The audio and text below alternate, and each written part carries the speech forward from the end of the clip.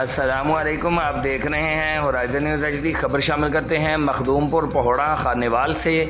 मुल्क भर की तरह मखदूमपुर पहोड़ा में 12 रबीउल अव्वल का मरकज़ी जुलूस मरकज़ी मीलाद कमेटी के ज़ेर एहतमाम दरबार हज़रत सखी रांझन सुल्तान के दरबार से निकाला गया, जो या रसूलुल्लाह चौक, अंसारी चौक, हैदरी चौक, लोकल बाज़ार, पुल राजबाह, पुराना लारी अड्डा से होता हुआ दरबार सखी रांझन सुल्तान में इख्तिताम पजीर हुआ। जुलूस में उलमा इकराम, मुअज़्ज़िज़ीन इलाका और अवामुन्नास की कसीर तादाद ने शिरकत की।